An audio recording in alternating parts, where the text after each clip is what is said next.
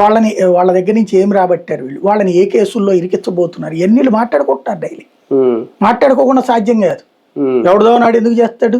దాదాపుగా ఇవాళ 100కి 75 కేసులు ఇరికించుకునే కేసులే, అవతల వాళ్ళని ఇరికించాలనుకున్న కేసులే నడుస్తున్నాయి. పోలీసింగ్ అనేటువంటిది ప్యూర్లీ పొలిటిసైజ్ అయిపోయింది ఇప్పుడు ఈ ట్రిప్.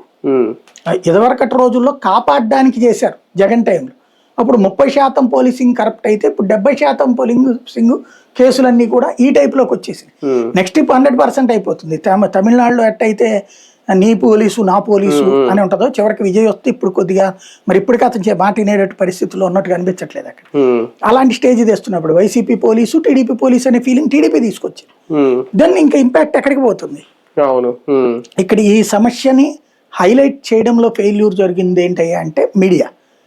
దాన్ని ఎంతసేపటికి పోలీసింగ్ కోణంలో మాత్రం ప్రొజెక్ట్ చేసుకొచ్చారు, కానీ ఒక్కసారి రియాలిటీకి పోవాలి కదా.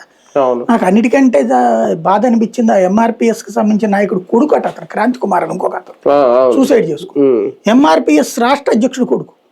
ఏంది అసలు, ఎక్కడికి పోతున్నాం మనము? ఎన్న రోజు అతని వీడియో నిన్న బయటకు వచ్చింది. అంటే ఇంట్లోకి వెళ్ళి చంపేస్తామనేటప్పటికి బెదిరిపోయి చేశాడంట. మనం పోలీసులు భయపెట్టాలి, తప్పు చెయ్యడానికి భయపెట్టాలి, కానీ చచ్చిపోవడానికి భయపెట్టడం కాదు. ఫ్రెండ్లీ పోలీసింగ్ విధానం అనే పదం ఎప్పుడు లేదనుకో.